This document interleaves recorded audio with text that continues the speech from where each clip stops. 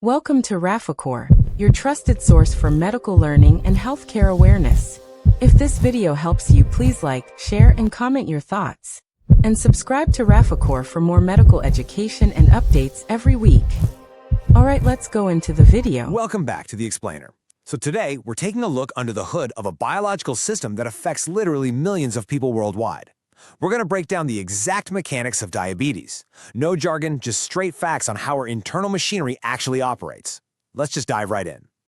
You know, we hear phrases like blood sugar and diabetes thrown around constantly in health discussions, right?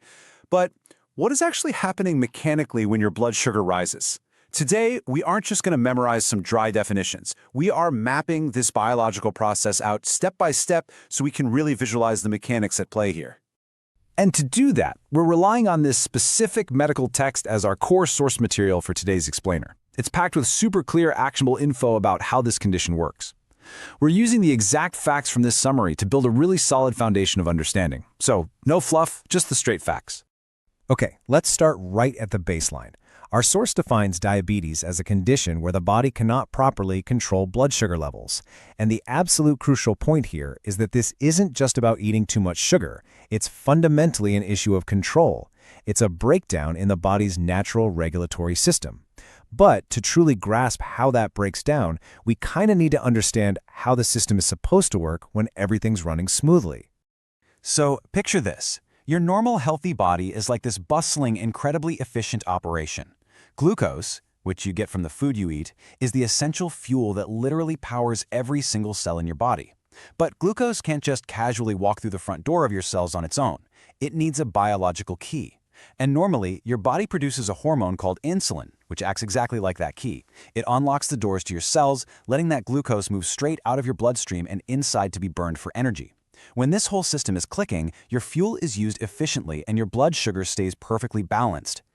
But like any complex machinery, this perfectly balanced system can run into some mechanical failures, basically in two distinct ways.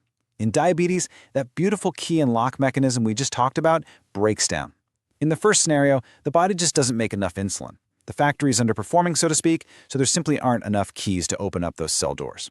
In the second scenario, the body does make the insulin, but it can't use it effectively. So the keys are there, but the locks are completely jammed. And honestly, in either scenario, the end result is exactly the same. The glucose gets locked out of the cells.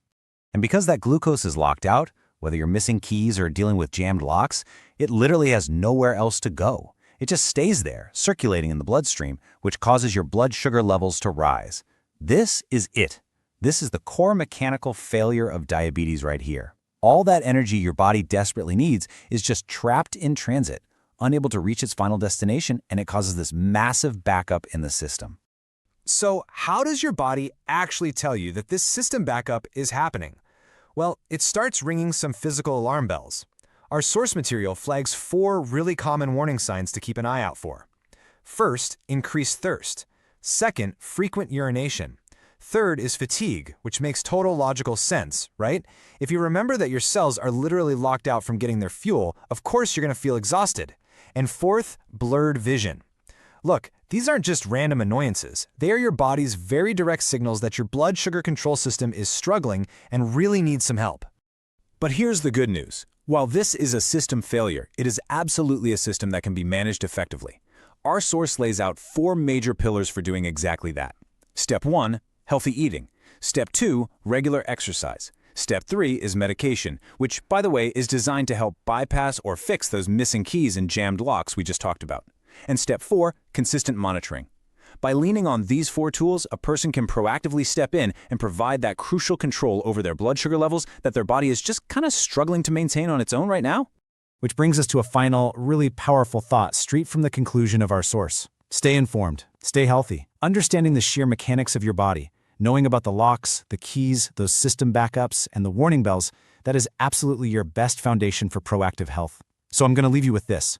Now that you actually understand the machinery behind blood sugar control, what is one small, informed step you can take today to support your own body's internal balance? Something to think about. Keep questioning, keep learning, and I'll catch you on the next explainer.